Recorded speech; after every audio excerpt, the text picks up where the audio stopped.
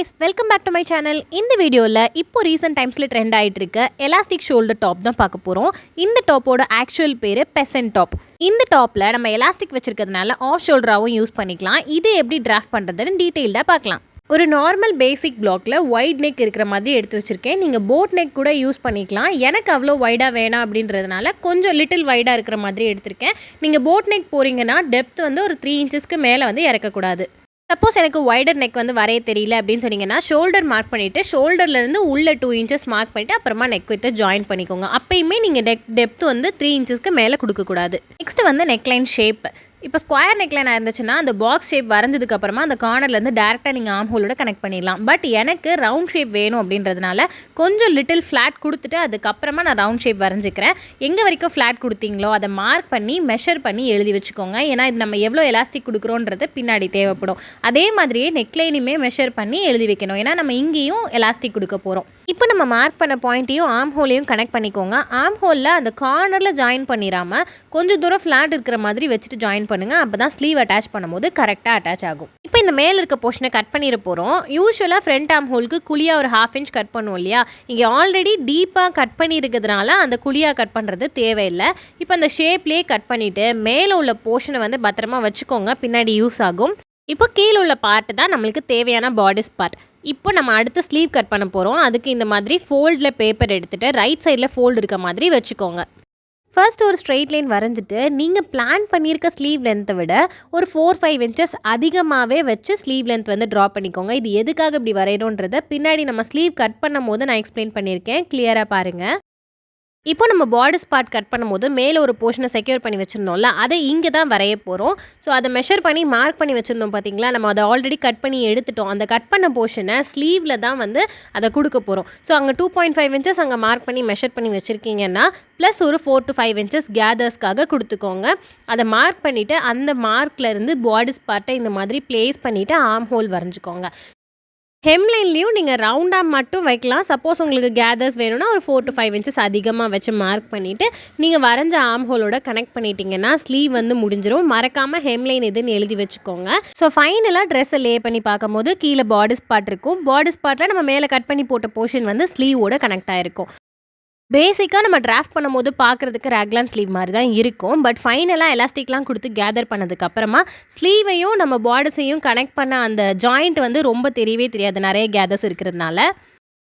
இப்போ cloth cut பண்ணிடலாம். ஏதாச்சும் ஃப்ளோயி ஃபேப்ரிக்ஸ் எடுத்துக்கோங்க. அப்போ தான் பார்க்குறதுக்கு அழகாக இருக்கும். ரைட் சைட்ஸ் உள்ளே இருக்கிற மாதிரி ஃபேப்ரிக்கை 1 டைம் ஃபோல்ட் பண்ணிவிட்டு அந்த ஃபோல்ட்லேருந்து நான் ஒரு 4-5 இன்ச்சஸ் கேதர்ஸ்க்காக எடுத்துக்கிறேன். ஏன்னா எனக்கு நெக்லைன்லேயும் எனக்கு கேதர்ஸ் தேவைப்படுது. சப்போஸ் உங்களுக்கு நெக்லைனில் கேதர்ஸ் வேண்டாம், பிளெயினாக இருக்கட்டும் பாடிஸ் அப்படின்னு நினச்சிங்கன்னா ஃபோல்டில் அப்படியே பாடிஸை வச்சுட்டு நீங்கள் கட் பண்ணிக்கலாம். ஸோ எனக்கு கேதர்ஸ் வேணுன்றதுனால மட்டும் நான் ஒரு 4-5 இன்ச்சஸ் மார்க் பண்ணி ஒரு லைன் வரைஞ்சிட்டு அதிலேருந்து நான் பாடிஸை எப்போதும் போல் ட்ரேஸ் பண்ணி எடுத்துக்கிறேன். நெக்லைன்ஸையும் ஃபோல்டு வரைக்கும் எக்ஸ்டெண்ட் பண்ணிவிட்டு கரெக்டாக அந்த லென்த்தை மெஷர் பண்ணி மார்க் பண்ணுங்கள். அப்போ தான் லென்த் வந்து மாறாமல் இருக்கும். அதுக்கப்புறமா சைட் சைமில் 1.5 to 2 இன்ச்சஸ் சீம் அலவன்ஸ் கொடுத்துக்கலாம். மிச்ச இடத்துல எல்லாம் 1/2 இன்ச் வந்து சீம் அலவன்ஸ் கொடுத்துக்கோங்க. பாடிஸ் கட் பண்ணும்போது ஃப்ரண்ட் அண்ட் பேக்குக்கு ஒரே பேட்டர்ன் தான் கட் பண்ணியிருப்போம். ஏன்னா ஃப்ரண்ட் அண்ட் பேக்குக்கு நம்ம சேம் நெக் டெப்த்து தான் கொடுக்குறோம். அதே மாதிரியே ஃப்ரண்ட்டுக்கு வந்து நம்ம ஆர்ம் ஹோல் குழியாக கட் பண்ணலை இல்லையா? ஸோ அதனால பேக் அண்ட் ஃப்ரண்ட் ரெண்டும் சேர்த்து ஒரே பேட்டர்னே கட் பண்ணிவிட்டு அதே பேட்டர்ன் வச்சு நம்ம ஃப்ரண்ட் அண்ட் பேக் வந்து கட் பண்ணிக்கலாம். இப்போ நான் சொன்ன மாதிரியே அதே பேட்டர்ன் வச்சு எப்படி ஃப்ரண்ட் ட்ரேஸ் பண்ணுமோ அதே மாதிரி பேக்கையும் ஒரு 4-5 இன்ச்சஸ் கேதர்ஸ்க்காக எக்ஸ்ட்ரா கொடுத்துட்டு ட்ரேஸ் பண்ணிவிட்டு சீம் அலவன்ஸ் கொடுத்து ரெண்டையுமே கட் பண்ணி வச்சுக்கோங்க. நெக்ஸ்ட் வந்து ஸ்லீவ் டிராஃப்ட் பண்ணும் போதே ஒரு 4-5 இன்ச்சஸ் அதிகமாக ஸ்லீவ் லென்த்தில் கொடுங்கன்னு சொல்லியிருப்பேன் இல்லையா? அது எதுக்காகன்றதை இப்போ எக்ஸ்பிளைன் பண்ணுறேன். ஃபஸ்ட்டு பாடிஸையும் ஸ்லீவையும் அரேஞ்ச் பண்ணி பாருங்கள். ஆக்சுவல் ஸ்லீவ் வந்து நம்மளுக்கு எங்கேருந்து ஜாயின் ஆகும் அப்படின்னா, யூஸ்வலாக நம்ம பாடிஸ் பேட்டர்ன் வரையும் போது ஸ்லீவ் எங்கேருந்து ஜாயின் ஆகும், நம்ம ஆர்ம் ஹோல் லைன் ஒன்று வரையும் இல்லையா, அங்கேருந்து தான் ஜாயின் ஆகும். ஸோ அந்த மேலே இருக்க போர்ஷனை நம்ம கட் பண்ணிவிட்டு அதை வந்து நம்ம ஸ்லீவில் இங்கே வந்து எக்ஸ்டெண்ட் பண்ணுறோம். இந்த டாப்பில் இங்கே ஃபஸ்ட்டு ஸ்லீவ் டிராஃப்ட் பண்ணும் போதே இந்த நெக்லைனுக்கும் ஆர்ம் ஹோல் லைன் வரைகிறோம் பார்த்தீங்களா, ரெண்டுக்கும் உண்டான டிஸ்டன்ஸை மெஷர் பண்ணிவிட்டு அது எவ்வளோ வருது, சப்போஸ் ஒரு 2 இன்ச்சஸ் இருக்குது அப்படின்னா 2 இன்ச்சஸ் அந்த ஸ்ட்ரெயிட் லைன்லேருந்து மார்க் பண்ணிவிட்டு அதுக்கப்புறமா அதுக்கு கீழே வந்து நீங்கள் ஸ்லீவ் லென்த்து கொடுக்கணும். இதையே நான் முதல்லே ஸ்லீவ் டிராஃப்ட் பண்ணும்போது சொல்லலை அப்படின்னா, நம்ம ஆல்ரெடி இங்கே வந்து நம்ம ஷோல்டர்ஸ்லேருந்து எக்ஸ்ட்ராவாக கேதர்ஸ்க்காக கொடுத்துருக்கோம் இல்லையா, ரெண்டையும் ஒரே நேரத்தில் சொல்லும் போது கன்ஃபியூஸ் ஆகும். ஸோ அதனால தான் நான் இதை வந்து பின்னாடி எக்ஸ்பிளைன் பண்ணுறேன். இப்போ இந்த பார்டர்ஸையும் ஸ்லீவையும் அரேஞ்ச் பண்ணதுக்கப்புறமா யூஸ்வலாக நம்ம பார்டர்ஸ் இருந்திருந்தா எப்படி இருந்திருக்கும்னு நான் வரைகிறேன். ஸோ ஆர்ம் ஹோல் லைன் வந்து இந்த மாதிரி எக்ஸ்டெண்ட் ஆகிருக்கும், மேலே வந்து அந்த ஷோல்டர் லைன் இருந்திருக்கும் இல்லையா, அதுதான் நம்ம வந்து ஸ்லீவில் எக்ஸ்ட்ராவாக டிராஃப்ட் பண்ணியிருக்கோம். ஸோ அதனால தான் இந்த கால்குலேஷன்ஸ் எல்லாமே. இப்போ உங்களுக்கு கிளியராக புரியும்னு நினைக்கிறேன். ஸ்லீவில் எதுக்காக நம்ம எந்த இடத்துலலாம் எக்ஸ்ட்ராஸ் கொடுத்துருக்கோம், அந்த எக்ஸ்ட்ராஸ் நம்மளுக்கு என்னென்னலாம் பண்ண போகுது அப்படின்னு. அண்ட் இந்த ஸ்லீவ் வந்து உங்களுக்கு எக்ஸ்பிளைன் பண்ணுறதுக்காக வேண்டி தான் இவ்வளோ லென்த்தியாக வரைஞ்சேன். எனக்கு தேவையான ஸ்லீவ் லென்த்தை வந்து இப்போது நான் வரைய போகிறேன். ஸோ இப்போது எனக்கு அந்த நெக்லைனுக்கும் ஆர்ம் ஹோலுக்கும் உண்டான டிஸ்டன்ஸ் தெரிஞ்சிச்சு இல்லையா, அந்த லைனை வந்து நான் எக்ஸ்டெண்ட் பண்ணி ஃபஸ்ட்டு ஒரு லைனாக போட்டுட்டு அதுக்கப்புறமா எனக்கு ஸ்லீவ் லென்த்தை வந்து மார்க் பண்ணிக்கிறேன். இதே மாதிரி தான் நீங்களும் உங்களோட ஸ்லீவை வந்து டிராஃப்ட் பண்ணணும். ஸ்லீவ் விட்த்தில் வந்து எந்த சேஞ்சஸுமே கிடையாது. நீங்கள் ஃபஸ்ட்டு ஃபாலோ பண்ண அதே மெத்தட் தான். லென்த் மட்டும் இந்த டிஸ்டன்ஸை மார்க் பண்ணிவிட்டு அதுக்கு கீழே தான் லென்த் மார்க் பண்ணணும். யூஸ்வலாக நீங்கள் மார்க் பண்ணுற மாதிரி லென்த் மார்க் பண்ணிட்டீங்க அப்படின்னா, நீங்கள் எந்த லென்த் பிளான் பண்ணீங்களோ, இப்போ சப்போஸ் 6 inches பிளான் பண்ணியிருக்கீங்க அப்படின்னா, வச்சதுக்கு அப்புறமா ஸ்டிச் பண்ணதுக்கு அப்புறமா கொஞ்சம் கம்மியாக இருக்கிற மாதிரி இருக்கும். ஸோ அதனால தான் இந்த மாதிரி மெஷர் பண்ணி மார்க் பண்ணிவிட்டு அதுக்கப்புறமா கரெக்டான லென்த்தை மார்க் பண்ணணும். ஹெம்லைன்லேயுமே நான் முன்னாடி சொன்ன மாதிரி தான், ரவுண்டாக ப்ளஸ் உங்களுக்கு நிறைய கேதர்ஸ் வேணும்னா கொஞ்சம் எக்ஸ்ட்ரா இன்ச்சஸ் வந்து அதிகமாக கொடுத்துக்கலாம். அண்ட் ஷார்ட் ஸ்லீவ்லாம் பிளான் பண்ணுறீங்க அப்படின்னா, ஆர்ம் ஹோல் முடியுது பார்த்தீங்களா, அதுக்கு ஒரு 2-3 inches கீழே வந்து பிளான் பண்ணிக்கோங்க. அப்போ தான் நம்ம ஸ்டிச் பண்ணும்போது கரெக்டாக இருக்கும். இப்போ ஸ்லீவை வந்து கட் பண்ணிக்கோங்க. நான் இந்த பேப்பர் பேட்டர்னாக பிற்காலத்தில் யூஸ் பண்ண போகிறேன் அப்படின்றதுனால ஜஸ்ட் அந்த லைனில் ஃபோல்ட் பண்ணிவிட்டு நான் அப்படியே ட்ரேஸ் பண்ணிக்க போகிறேன். ஸ்லீவை வந்து கிளாத்தோட ராங் சைடில் ஓப்பனில் வச்சு ட்ரேஸ் பண்ணிக்கலாம். 2 ஸ்லீவையுமே நீங்கள் கிளாத்தை வந்து right side facing right side போட்டுட்டு ஒரே நேரத்துலேயே ட்ரேஸ் பண்ணி எடுத்துக்கலாம். சீம் அலவன்ஸ் வந்து ஆர்ம் ஹோல் கிட்ட மட்டும் 1/2 inch, சைட் சீமில் நீங்கள் பார்டர்ஸில் எவ்வளோ கொடுத்தீங்களோ அவ்வளோ கொடுத்துக்கலாம். மேலேயும் கீழேயும் 1 inch கொடுத்துக்கோங்க. ஏன்னா நம்ம ஃபோல்ட் பண்ணி ஸ்டிச் பண்ணணும். ஆக்சுவலாக இதில் நான் ஒரு குட்டி மிஸ்டேக் பண்ணிட்டேன். ஆர்ம் ஹோலும் சைட் சீமும் சேர்ந்து ஒரே கர்வ் மாதிரி இருக்குது இல்லையா, அதை நான் கவனிக்காமல் ஆர்ம் ஹோலுக்கும் சைட் சீமுக்கும் சேர்த்தே 1/2 inch சீம் அலவன்ஸ் கொடுத்துட்டேன். ஸோ அது வந்து நான் ஸ்லீவ் ஜாயின் பண்ணும்போது அங்கே சைட் சீம் வந்து பார்டர்ஸில் 1.5 inches இருந்துச்சு, ஆனால் ஸ்லீவில் வந்து 1/2 inch தான் இருந்துச்சு. ஸோ அதை கேர்ஃபுல்லாக அட்ஜஸ்ட் பண்ணி பண்ணுற மாதிரி இருந்துச்சு. ஸோ நீங்கள் பண்ணும்போது அதை கேர்ஃபுல்லாக ஆர்ம் ஹோல் எங்கே வரைக்கும் வருதுன்றதை பார்த்துட்டு அதுக்கு வரைக்கும் மட்டும் 1/2 inch சீம் அலவன்ஸும் அதை கொஞ்சம் எக்ஸ்டெண்ட் பண்ணி சைட் சீம் வரும்போது நீங்கள் பார்டர்ஸில் என்ன சீம் அலவன்ஸ் கொடுத்துருக்கீங்களோ, சப்போஸ் 1.5 inch கொடுத்துருக்கீங்கன்னா சைட் சீம் வர இடத்துல இந்த மாதிரி எக்ஸ்டெண்ட் பண்ணி ஒரு 1.5 inch சீம் அலவன்ஸ் கொடுத்து கட் பண்ணிக்கோங்க. அடுத்து நம்ம பார்டர்ஸில் நெக்லைனில் வந்து எலாஸ்டிக் கொடுத்து கேதர் பண்ணிடுவோம். பட் வெயிஸ்ட்டை வந்து கேதர் பண்ணுறதுக்கு கேசிங் கொடுத்து அது வழியாக நம்ம ரோப் கொடுத்து தான் கேதர் பண்ண போகிறோம். அதுக்கு பார்டர்ஸ் ஃபோல்டில் எடுத்துகிட்டு சீம் அலவன்ஸை விட்டுட்டு அந்த சீம் அலவன்ஸ்லேருந்து அந்த ஃபோல்டு வரைக்கும் எவ்வளோ இருக்குன்னு மெஷர் பண்ணி வச்சுக்கோங்க. கீழே ஸ்கர்ட் பார்ட்டுக்கு வந்து உங்களுக்கு ஏற்ற மாதிரி என்ன லென்த் வேணுமோ மெஷர் பண்ணிவிட்டு ஏ லைனோ இல்லை ஸ்ட்ரெயிட்டாகவும் நீங்கள் மெஷர் பண்ணிக்கலாம். நான் வந்து இப்போ ஸ்ட்ரெயிட்டாக தான் எடுக்கிறேன். ஜஸ்ட்டு கிளாத்தை 4 ஃபோல்ட் பண்ணிவிட்டு அதுலேருந்து லென்த் மார்க் பண்ணிக்கிறேன். எனக்கு வந்து அந்த விட்த் வந்து பத்தலை இல்லையா, ஸோ லென்த்தை மார்க் பண்ணிவிட்டு கீழே உள்ளதை நான் ஜாயின் போட்டு எடுத்துக்க போகிறேன். நான் ஏன் இங்கே ஸ்ட்ரெயிட் பீஸ் எடுத்திருக்கேன்னா, நம்ம வேஸ்ட்டை வந்து அதிகமான இன்ச்சஸ் தான் கொடுத்துருக்கோம். ஸோ அதை கேதர் பண்ணி நம்ம வேஸ்ட்டுக்கு ஏற்ற மாதிரி தான் சுருக்க போகிறோம். ஸோ அந்த மாதிரி சுருக்கும் போது ஸ்ட்ரெயிட் வந்து லிட்டில் ஏ லைன் மாதிரி தான் தெரியும் பார்க்குறதுக்கு. நம்ம இப்போ பண்ணிகிட்ருக்க மெத்தட் மாதிரியே, அதாவது பார்டர்ஸில் வெயிஸ்ட் அண்ட் நெக்லைன் ரெண்டுலேயுமே கேதர்ஸ் வேணும் அப்படின்னா நீங்கள் ஸ்கர்ட் வந்து எது வேணால் அட்டாச் பண்ணிக்கலாம். இந்த மாதிரி straight, A line, semi circular, circular, handkerchief, இந்த மாதிரி எது வேணால் நீங்கள் சுருக்கிக்கிற மெத்தடில் வந்து யூஸ் பண்ணிக்கலாம். பட் பார்டர்ஸில் எனக்கு நெக்லைனில் மட்டும் கேதர்ஸ் போதும் அப்படின்னா நீங்கள் கட் அண்ட் ஸ்ப்ரெட் மெத்தடில் நெக்லைனை வந்து ஸ்ப்ரெட் பண்ணி அங்கே மட்டும் கேதர்ஸ் வர மாதிரி பண்ணணும். அப்போ வந்து நீங்கள் வெயிஸ்ட் போர்ஷனில் நீங்கள் ஆல்ரெடி கேதர் ஸ்கர்ட்டு இல்லை ப்ளீட்டட் ஸ்கர்ட்டை அந்த மாதிரி அட்டாச் பண்ணலாம். இப்போ நெக்ஸ்ட்டு ஸ்டிச்சிங் தான். ஃப்ரண்ட் அண்ட் பேக் பார்டர்ஸ் ரெண்டுலேயுமே நெக்லைன் கிட்ட மட்டும் கிராஸ் பீஸ் வச்சு ஸ்டிச் பண்ணி டர்ன் பண்ண போகிறோம். கிராஸ் பீஸோட விட்த் வந்து 1.5 inches எடுத்துக்கோங்க. லென்த்துக்கு ஏற்ற மாதிரி ஜாயின் போட்டுட்டு கிராஸ் பீஸையும் மெயின் மெட்டீரியலையும் right side facing right side வச்சு 1/2 inch ஸ்டிச் பண்ணிக்கோங்க. ஸ்டிச் பண்ணிவிட்டு அங்கங்கே வந்து நாட்ச் கொடுத்துக்கோங்க. அப்போ தான் வந்து அழகாக டர்ன் ஆகும் இல்லையா. நாட்சஸ் கொடுத்துட்டு நம்ம அந்த ஸ்ட்ரிப் இருக்கு இல்லையா கிராஸ் பீஸ், அதை வந்து ஜஸ்ட்டு டர்ன் பண்ணி அந்த கிராஸ் பீஸோட எட்ஜிலே ஒரு ஸ்டிச் போட்டுட்டு கிளாத்தை வந்து ராங் சைடுக்கு டர்ன் பண்ணிக்கோங்க. அந்த கிராஸ் பீஸை ஒரு 1/2 inch ஃபோல்ட் பண்ணி மறுபடியும் ஒரு 1/2 inch ஃபோல்ட் பண்ணிக்கோங்க. அந்த கார்னரில் வந்து ஸ்டிச் பண்ணக்கூடாது, அந்த ஓப்பனிங் இருக்கு இல்லையா அதில் ஸ்டிச் பண்ணக்கூடாது. அப்போ தான் அது வழியாக எலாஸ்டிக் வந்து இன்சர்ட் பண்ண முடியும். இதே மாதிரி ஃப்ரண்ட் அண்ட் பேக் பார்டர்ஸ் ரெண்டுலேயுமே நெக்லைனை கிராஸ் பீஸ் வச்சு ஃபினிஷ் பண்ணதுக்கு அப்புறமா இப்போயே ஸ்கர்ட் பார்ட்டை வந்து அட்டாச் பண்ணிடணும். ஏன்னா நம்ம எலாஸ்டிக் வச்சுட்டோன்னா நம்ம ஸ்கர்ட் பார்ட்டை வந்து அட்டாச் பண்ணுறதுக்கு கஷ்டமாக இருக்கும். ஸ்கர்ட் போர்ஷனில் நீங்கள் எந்த ஸ்கர்ட் பார்ட் எடுத்திருந்தாலும் சரி, ஃபஸ்ட்டு ஹெம் லைனை ஃபோல்ட் பண்ணி ஸ்டிச் பண்ணிடணும். நான் இங்கே ஸ்ட்ரெயிட் எடுத்துருக்கிறதுனால டபுள் ஃபோல்ட் பண்ணி ஸ்டிச் பண்ணி முடிச்சுக்கிறேன். பேக் அண்ட் ஃப்ரண்ட் ரெண்டு ஸ்கர்ட்டையுமே ஹெம்லைன் ஃபோல்ட் பண்ணதுக்கு அப்புறமா பார்டர்ஸோட அட்டாச் பண்ணுறதுக்கு ஃபஸ்ட்டு பார்டர்ஸில் சென்டரை வந்து நாட்ச் பண்ணிக்கோங்க. ஸ்கர்ட்லேயுமே சென்டரை நாட்ச் பண்ணிவிட்டு சென்டர் அண்ட் சென்டர் மேட்ச் பண்ணுங்கள். சைட்ஸ் அண்ட் சைட்ஸையும் மேட்ச் பண்ணிவிட்டு just right side facing right side வச்சு 1/2 inch ஸ்டிச் பண்ணிக்கோங்க. பேக் அண்ட் ஃப்ரண்ட் ரெண்டையுமே அட்டாச் பண்ணதுக்கு அப்புறமா நம்ம வந்து இப்போது கேசிங் வைக்கலாம். நான் வந்து கேசிங்கை ராங் சைடில் வெளியே தெரியாத மாதிரி கொடுத்துருக்கேன். ஸோ அது வழியாக தான் நம்ம ரோப்ஸ் இன்சர்ட் பண்ணணும். ரோப்ஸ் வெளியே வரணும்னா ஒரு குட்டி ஹோல் வழியாக தான் வரணும். அந்த ஹோல் க்ரியேட் பண்ணுறதுக்கு கேன்வாஸில் ஒரு 1/4 இன்ச்சில் இந்த மாதிரி ரெக்டாங்கிள் வரைஞ்சிட்டு அதை சுற்றி ஒரு 1/2 இன்ச் இருக்கிற மாதிரி கட் பண்ணிவிட்டு கிளாத்தில் ராங் சைடில் அயன் பண்ணி எடுத்துக்கோங்க. கிளாத் வந்து கேன்வாஸ்க்கு வெளியே ஒரு 1/2 இன்ச் மட்டும் விட்டு கட் பண்ணி எடுத்துக்கோங்க. இப்போ இதை வந்து நம்ம ஃபோல்ட் பண்ணி ஸ்டிச் பண்ண போகிறோம். இப்போ இந்த ஃப்ரண்ட் சைடில் தான் இந்த ஹோல் வரப்போகுது. ஸோ ஃப்ரண்ட் பார்ட் இருக்குது இல்லையா, அதில் வந்து நம்ம ஸ்கர்ட் அண்ட் பார்டர்ஸ் அட்டாச் பண்ணியிருக்கோம். அதில் வந்து சென்டர் ரைட் சைடில் மார்க் பண்ணி வச்சுக்கோங்க தனியாக. இப்போ நம்ம இந்த ஹோல் க்ரியேட் பண்ணுறதுக்காக கேன்வாஸ் க்ரியேட் பண்ணோம்ல, அதில் வந்து அந்த கிளாத்தை 1/2 இன்ச் மட்டும் ஃபோல்ட் பண்ணி ஃபுல்லாக த்ரூ அவுட் அந்த 4 சைடும் 1/2 இன்ச் ஃபோல்ட் பண்ணி ஸ்டிச் பண்ணிவிட்டு இப்போ இந்த ரைட் சைடையும், அதாவது இந்த குட்டி பீஸோட ரைட் சைடையும் உங்களோட மெயின் பீஸோட ரைட் சைடையும் கரெக்டாக அந்த சென்டர் மார்க் பண்ணியிருக்கோம்ல அந்த இடத்துல இந்த மாதிரி மேட்ச் பண்ணிவிட்டு அந்த ரெக்டாங்கிளை சுற்றி வந்து ஸ்டிச் பண்ணிக்கோங்க. ஒரு 2-3 டைம் ஸ்டிச் பண்ணதுக்கு அப்புறமா அந்த ரெக்டாங்கிளுக்கு உள்ளே வந்து ஒரு குட்டி ஹோல் க்ரியேட் பண்ணி நம்ம இந்த கேன்வாஸ் பீஸ் இருக்கு இல்லையா, அந்த குட்டி அயன் பண்ண பீஸ் அதை வந்து நம்ம ராங் சைடுக்கு டர்ன் பண்ணிவிட்டு மேலே ஒரு டாப் ஸ்டிச் கொடுத்துட்டோன்னா நம்மளுக்கு அழகான ஒரு ஹோல் வந்து க்ரியேட் ஆயிரும். ஸோ நான் அதை தான் அந்த குட்டி ட்ரிம்மர் வச்சு நான் அந்த குட்டி ஹோல் க்ரியேட் பண்ணிகிட்ருக்கேன். ஆக்சுவலாக கேசிங்னா என்னென்னா ஒரு லாங் ஸ்ட்ரிப்பை வந்து ரெடி பண்ணி நம்மளோட கிளாத்தில் ரைட் சைட்லேயோ ராங் சைட்லேயோ ஜஸ்ட் டாப் ஸ்டிச் பண்ணிடுவோம். சைட்ஸை மட்டும் ஸ்டிச் பண்ணாமல் விட்டுருவோம். ஸோ அந்த சைட்ஸ் வழியாக நம்ம வந்து ரோப்ஸ் இன்சர்ட் பண்ணிக்கலாம். இதை நீங்கள் எங்கே வேணால் யூஸ் பண்ணிக்கலாம். இதுக்கு பேர் தான் கேசிங். இதை தான் நீங்கள் இனிமேல் பார்க்க போகிறீங்க. அப்போ உங்களுக்கு ஈஸியாக புரியும். இப்போ இந்த கேசிங்கை நம்ம கிளாத்தோட ரைட் சைட்லேயே கொடுத்துட்டோன்னா இந்த ஹோல் க்ரியேட் பண்ண அவசியமே இல்லை. ஆனால் நம்ம இங்கே நீட் ஃபினிஷ்க்காக கேசிங்கை ராங் சைடில் கொடுக்கறதுனால தான் இந்த ஹோல் க்ரியேட் பண்ணுறோம்.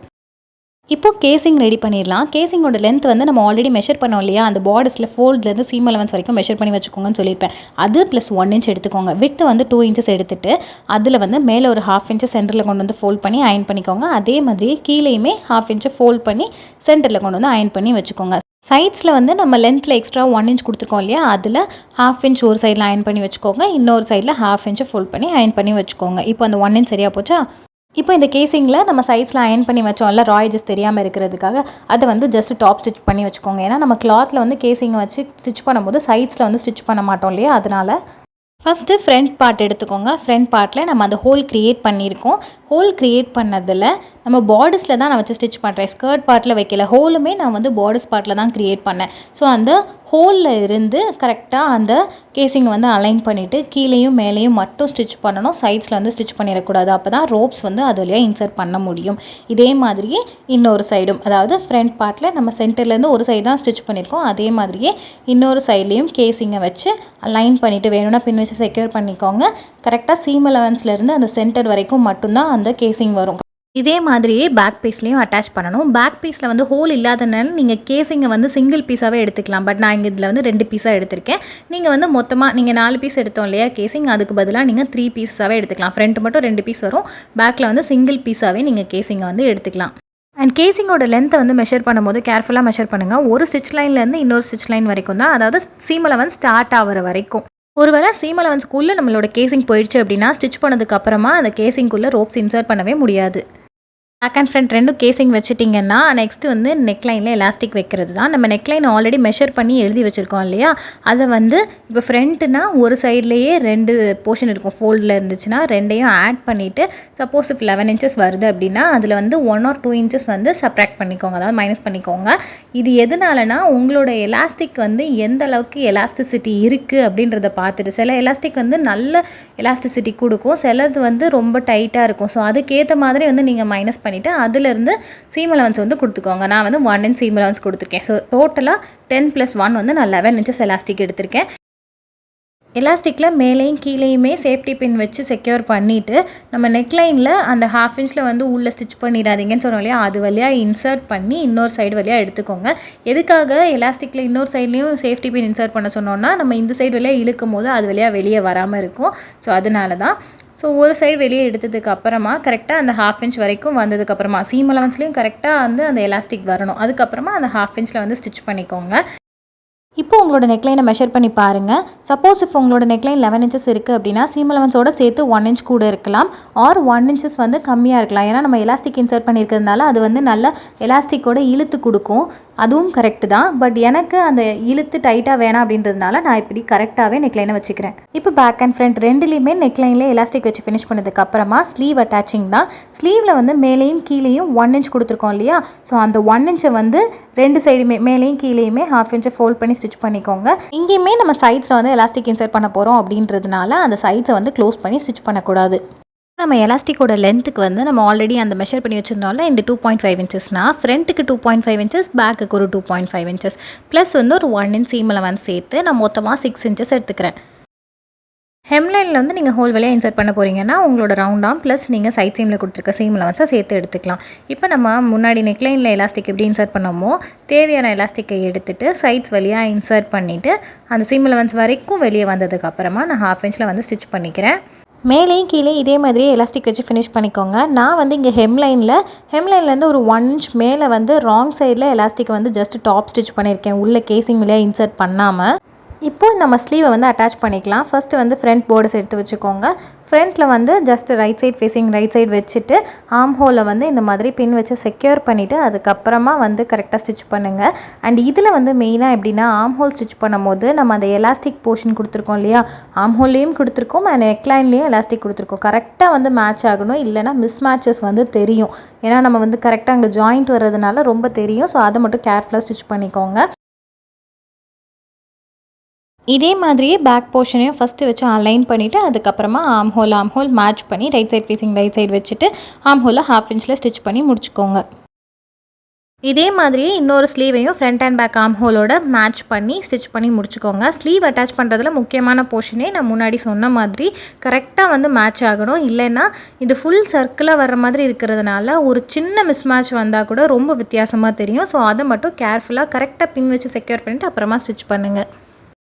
ஸ்லீவ் அட்டாச் பண்ணியாச்சுனாலே முக்கால்வாசி போர்ஷன் முடிஞ்சிச்சு. இதுக்கப்புறம் நம்ம யூஸ்வலாக சைட் சீம் அட்டாச் பண்ணுவோம் இல்லையா, அதே மாதிரி front and back right side facing right side வச்சுட்டு ஸ்லீவில் இருந்து அப்படியே நீங்கள் கொடுத்துருக்க சீம் அலவன்ஸில் வந்து ஸ்டிச் பண்ணிகிட்டே வந்துட வேண்டியதான். சைட் ஸ்டிச் பண்ணதுக்கு அப்புறமா தான் நம்ம ரோப்ஸ் வந்து இன்சர்ட் பண்ண போகிறோம். ஸோ ரோப்ஸ் வந்து நீங்கள் ஃபஸ்ட்டே ரெடி பண்ணி கூட வச்சுக்கலாம் உங்களுக்கு தேவையான லென்த்தில். ரோப்ஸை வந்து சைட் ஸ்டிச் பண்ணதுக்கு முன்னாடியே இன்சர்ட் பண்ண முடியாது. ஏன்னா ஸ்டிச் பண்ணதுக்கு அப்புறமா தான் ஃப்ரண்ட்லேருந்து பேக் சைடு வந்து ரோப்ஸ் போகும்போது நம்ம அந்த கேசிங் வழியாக விடும்போது கரெக்டாக இருக்கும். ஸோ சைட் ஸ்டிச் பண்ணும்போது டபுள் ஸ்டிச் பண்ணிக்கோங்க. இப்போ ரோப்ஸ் இன்சர்ட் பண்ணும்போது நம்ம ஃப்ரண்ட்டில் வந்து ஹோல் கொடுத்துருக்கோம் இல்லையா, அந்த ஹோல் வழியாக அந்த கேசிங் வழியாக உள்ளே போகும் ரோப்பு. அதுக்கப்புறம் ஃப்ரண்ட்டில் இருந்து சைட் சீம் வழியாக அப்படியே பேக் சைடுக்கு போய் திருப்பி ஃப்ரண்ட் வழியாக வந்து நீங்கள் அந்த ஹோல் வழியாக வெளியே எடுக்கணும். உங்களுக்கு கஷ்டமாக இருந்துச்சுன்னா நீங்கள் ராங் சைடு கூட டர்ன் பண்ணிவிட்டு நீங்கள் வந்து இன்சர்ட் பண்ணிக்கலாம். ஃபைனலாக இந்த ரோப்ஸில் எப்படி கன்சீலர் டாசல் ரெடி பண்ணுறதுன்னு பார்க்கலாம். உங்களுக்கு பிடிச்ச கலரில் எம்ப்ராய்டரி த்ரெட் ஒன்று எடுத்து வச்சுக்கோங்க. அதை பாதியாக இந்த மாதிரி பிரிச்சுட்டு அந்த சென்டரில் வந்து இந்த ரோப்பை வந்து வைக்கணும். கரெக்டாக நடுவில் வச்சுட்டு அந்த மீதி பாதியை வச்சு க்ளோஸ் பண்ணிக்கோங்க. க்ளோஸ் பண்ணிவிட்டு இதே சேம் கலர் த்ரெட் எடுத்துகிட்டு ஒரு 1/2 இன்ச்சில் வந்து கரெக்டாக நல்லா டைட்டாக சுற்றிக்கோங்க. அந்த சுற்றின லென்த்துமே ஒரு 1/2 இன்ச் இருக்கிற மாதிரி நல்லா டைட்டாக சுற்றிட்டு பூ கட்டி முடிச்சு போடுவோம் இல்லையா, அந்த மாதிரி ஒரு 2-3 டைம்ஸ் வந்து முடிச்சு போட்டுட்டு அந்த நூலை வந்து கட் பண்ணிக்கோங்க. இப்போ இந்த மேலே இருக்க நூல் எல்லாத்தையுமே கீழே எடுத்து விட்டுக்கோங்க. நம்ம இப்போ இந்த முடிச்சு போட்டது எல்லாமே க்ளோஸ் ஆகுற மாதிரி நல்லா அலைன் பண்ணி வச்சுட்டு ஒரு சீப்பு வச்சு நல்லா வந்து கோம் பண்ணி விடுங்க. கோம் பண்ணி விட்டுட்டு அது கரெக்டாக நல்லா க்ளோஸ் ஆகிடுச்சான்னு நல்லா பக்கத்தில் நெருக்கமாக வச்சுட்டு ஆல்மோஸ்ட் க்ளோஸ் ஆகிடும். இந்த மாதிரி நீங்களே கை வச்சு நல்லா வச்சுட்டு வேறு ஒரு கான்ட்ராஸ்ட் கலர்லேயோ இல்லை சேம் கலர் த்ரெட்டே கூட எடுத்துக்கலாம்.